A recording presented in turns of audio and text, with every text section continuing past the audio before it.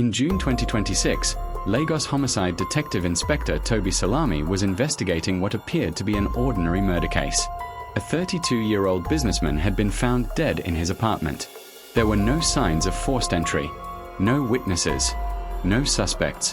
While reviewing the crime scene photographs, Tobi noticed something strange. In the background of one photograph stood a woman. She wasn't a family member. She wasn't police. She wasn't a witness. Nobody knew who she was. 3 weeks later, Tobi would discover that the same woman had appeared in crime scene photographs spanning nearly 40 years. And according to official records, she did not exist. Inspector Tobi Salami had worked homicide in Lagos for nearly 15 years. He did not believe in ghosts. He did not believe in curses. He believed in evidence.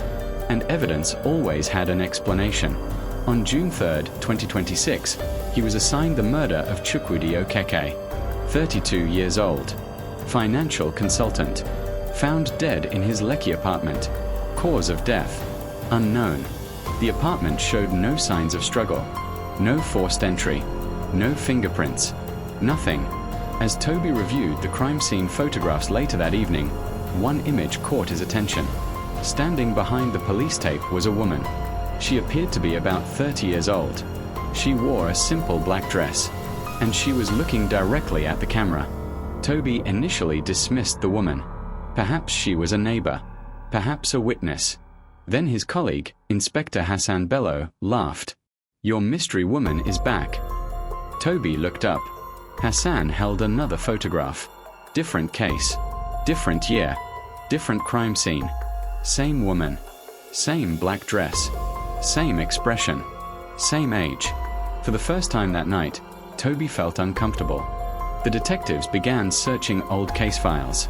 A house fire in Ikeja, a kidnapping in Surulere, a traffic disaster on 3rd Mainland Bridge, a missing person case in Victoria Island.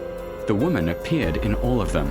The dates ranged from 1989 to 1993, and now 2026.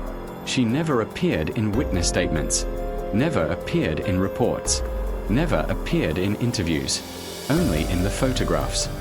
Police uploaded the photographs into facial recognition databases. Nothing. No passport records, no driver's license, no immigration records, no national identification records, no social media, no employment history, no existence. It was as if the woman had never lived. Yet there she was, again, and again, and again. Tobi tracked down retired homicide investigator Joseph Akinwale. Joseph had worked major crimes in Lagos during the 1980s. Tobi showed him the photographs. The old detective's hands began shaking. He closed the file. Then he whispered, "You found her?" Tobi asked, "Who is she?" Joseph looked terrified. Then he said, "We called her the witness." Joseph disappeared into a storage room.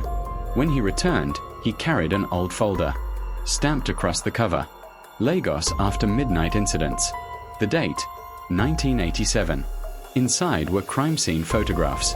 And there she was, the same woman, same face, same age, same black dress, standing behind police officers, watching. Tobi examined every photograph. Then he noticed something nobody else had. The woman was never looking at the victim. She was never looking at the crime scene.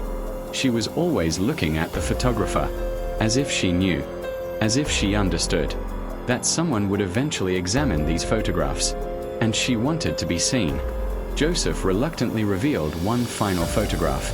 He had never shown it to anyone. The picture was taken on August 17, 1987, at exactly 2:13 a.m.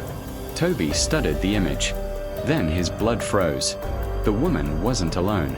Standing beside her was another person, a man. His face was partially obscured, but Tobi recognized him immediately. It was Joseph, 39 years younger. Joseph sat down. He looked exhausted. Then he finally spoke. "She spoke to me." The room went silent. Joseph continued. On August 17, 1987, at 2:13 in the morning, she told me this would happen. Tobi asked, What did she tell you? Joseph began crying. Then he whispered, "She told me that one day you would come looking for her." Tobi returned to headquarters. He could not sleep. He reopened the first crime scene photograph and zoomed in. Then he stopped breathing. There was writing, very small, almost invisible, written on the wall behind the woman. 3 words.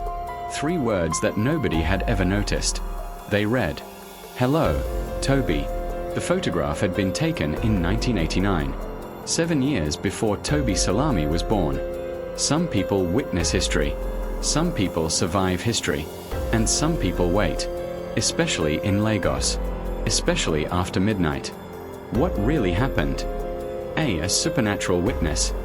B, a hidden conspiracy. C, something even stranger. Subscribe for episode 6 of Lagos After Midnight.